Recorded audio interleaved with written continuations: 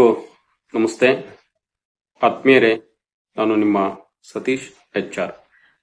ಸ್ನೇಹಿತರೆ, 6 ಮತ್ತು 7ನೇ ತರಗತಿ ಬೋಧನೆಯನ್ನ ಮಾಡ್ತಿರ್ತಕ್ಕಂಥ ಶಿಕ್ಷಕರ ಗಮನಕ್ಕೆ ತಿಳಿಸ್ತಕ್ಕಂಥದ್ದು. ಈಗಾಗಲೇ ತಮಗೆಲ್ಲರಿಗೂ ಕೂಡ ಗೊತ್ತಿದೆ, SA2 ಮೌಲ್ಯಾಂಕನ ಇದೇ ಮೊದಲ ಬಾರಿಗೆ 6 ಮತ್ತು 7ನೇ ತರಗತಿ ವಿದ್ಯಾರ್ಥಿಗಳಿಗೆ ನಮ್ಮ KSQAAC DSRT ವತಿಯಿಂದ ಪ್ರಶ್ನೆ ಪತ್ರಿಕೆಗಳು ಸರಬರಾಜಾಗ್ತವೆ ಅಂತಕ್ಕಂಥದ್ದು. ಕನ್ನಡ, ಇಂಗ್ಲಿಷ್, ಗಣಿತ, ವಿಜ್ಞಾನ, ಸಮಾಜ ಹಾಗೂ ಹಿಂದಿ ವಿಷಯದಲ್ಲಿ ಸಂಬಂಧಪಟ್ಟಂತ ಪ್ರಶ್ನೆ ಪತ್ರಿಕೆಗಳು ಈಗಾಗಲೇ ಏನು ಪ್ರಸ್ತುತ ಶೈಕ್ಷಣಿಕ ವರ್ಷದಲ್ಲಿ 2ನೇ ಸೆಮಿಸ್ಟರ್ನ ಅವಧಿಗೆ ಸಂಬಂಧಪಟ್ಟಂತೆ ಎಲ್ಲಾ ವಿಷಯಗಳ ಪ್ರಶ್ನಕೋಟಿ ಏನಿದೆ ಆ ಪ್ರಶ್ನಕೋಟಿಯಲ್ಲಿ ಆಯ್ದಂತ ಪ್ರಶ್ನೆಗಳನ್ನೇ ಆರಿಸಿ ನೀಲನಕ್ಷೆಯ ಒಂದಿಗೆ ಪ್ರಶ್ನೆ ಪತ್ರಿಕೆ ಸಿದ್ಧವಾಗಿ ಶಾಲಾ ಹಂತಕ್ಕೆ ತಲುಪುತ್ತೆ ಅಂತಕ್ಕಂಥದ್ದು.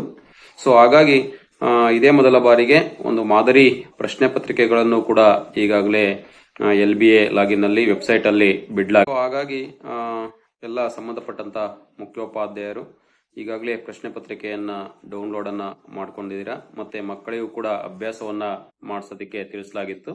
ಅಭ್ಯಾಸವನ್ನು ಕೂಡ ತಾವೆಲ್ಲರೂ ಕೂಡ ಮಾಡಿಸ್ತಾ ಇದ್ದೀರಾ ಅಂತಕ್ಕಂಥದ್ದು. ಸೊ ಅದೇ ಮಾದರಿಯಲ್ಲಿ SA2 ಮೌಲ್ಯಾಂಕನಕ್ಕೆ ಸಂಬಂಧಪಟ್ಟಂತ ಏನು ದಿನಾಂಕ 24/3/2026 ಏನು ರಾಜ್ಯಾದ್ಯಂತ ಏಕಕಾಲದಲ್ಲಿ ಮೌಲ್ಯಾಂಕನ ಪ್ರಾರಂಭ ಆಗ್ತಾ ಇದೆ, ಪರೀಕ್ಷೆಗಳು ಪ್ರಾರಂಭ ಆಗ್ತಾ ಇದೆ, ಅದಕ್ಕೆ ಸಂಬಂಧಪಟ್ಟಂತ ಪ್ರಶ್ನೆ ಪತ್ರಿಕೆಗಳು ಪ್ರಶ್ನೆಕೋಟಿಯಿಂದ ಆಯ್ದಂತ ಪ್ರಶ್ನೆ ಪತ್ರಿಕೆ ಸಿದ್ಧವಾಗಿ ಬರುತ್ತೆ ಅಂತಕ್ಕಂಥದ್ದು. ಸೊ ಅದನ್ನ ನಾವೆಲ್ಲರೂ ಕೂಡ ಮೌಲ್ಯಮಾಪನವನ್ನ ಮಾಡಿ ಉತ್ತರ ಪತ್ರಿಕೆಗಳನ್ನ ವಿಶ್ಲೇಷಣೆಯನ್ನ ಮಾಡಿ ಸ್ಯಾಟ್ಸ್ ನಲ್ಲಿ ಈಗೇನು LBA ಅಂಕಗಳನ್ನು ನಾವು ನಮೂದನ್ನ ಮಾಡ್ತಾ ಇದ್ವು, ಅದೇ ರೀತಿ SA2 ಅಂಕಗಳನ್ನ ಗ್ರೇಡ್ ವಾರು ನಾವು ನಮೂದನ್ನ ಮಾಡಬೇಕಾಗುತ್ತೆ ಪ್ರಸ್ತುತ ಶೈಕ್ಷಣಿಕ ಸಾಲಿನಲ್ಲಿ ಅಂತಕ್ಕಂಥದ್ದು. ಸೊ ಇದು ಇದೇ ಮೊದಲ ಬಾರಿಗೆ ಬದಲಾವಣೆ ಆಗಿರ್ತಕ್ಕಂಥ ಅಂಶಗಳನ್ನ ತಮ್ಮೊಟ್ಟಿಗೆ ಹಂಚ್ಕೊಳ್ತಿರ್ತಕ್ಕಂಥದ್ದು.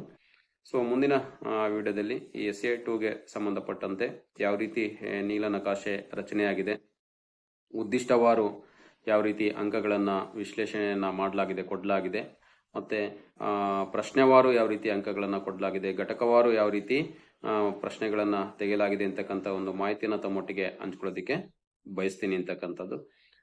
ಅದೇ ರೀತಿ ಎಲ್ಲ ವಿದ್ಯಾರ್ಥಿಗಳ ಉತ್ತರ ಪತ್ರಿಕೆಗಳನ್ನ ಕಾಯ್ದಿರಿಸಿಕೊಳ್ತಕ್ಕಂಥದ್ದು ಕೂಡ ನಮ್ಮ ಜವಾಬ್ದಾರಿ ಆಗಿರುತ್ತೆ. ಯಾಕೆಂತೇಳಿದ್ರೆ ಇದೇ ಮೊದಲ ಬಾರಿಗೆ ಒಂದು ವ್ಯವಸ್ಥಿತ ರೂಪದಲ್ಲಿ 6 ಮತ್ತು 7ನೇ ತರಗತಿ ವಿದ್ಯಾರ್ಥಿಗಳಿಗೆ ಮೌಲ್ಯಾಂಕನವನ್ನ ಮಾಡ್ತಾ ಇರೋದ್ರಿಂದ ಆ ಮೌಲ್ಯಾಂಕನದ ಉತ್ತರ ಪತ್ರಿಕೆಗಳನ್ನ ನಾವು ಕಾಯ್ದಿರಿಸ್ತಕ್ಕಂಥದ್ದು ಸೂಕ್ತ ಅಂತಕ್ಕಂಥ ಒಂದು ಮಾಹಿತಿಯನ್ನ ತಮ್ಮೊಟ್ಟಿಗೆ ಹಂಚ್ಕೊಳ್ತಾ, ಇದಾಗಿತ್ತು 6 ಮತ್ತು 7ನೇ ತರಗತಿ ಬೋಧನೆಯನ್ನ ಮಾಡ್ತಿರ್ತಕ್ಕಂಥ ಶಿಕ್ಷಕ ಬಂಧುಗಳಿಗೆ ಒಂದು ಮಾಹಿತಿ ಕಣಜ ಅಂತಕ್ಕಂಥದ್ದು. ಸೊ ಮತ್ತೊಮ್ಮೆ ಎಲ್ರಿಗೂ ಕೂಡ ಅನಂತ ಧನ್ಯವಾದಗಳನ್ನ ತಿಳಿಸೋದಕ್ಕೆ ಬಯಸ್ತೀನಿ. ಎಲ್ರಿಗೂ ಕೂಡ ನಮಸ್ತೆ, ಧನ್ಯವಾದಗಳು.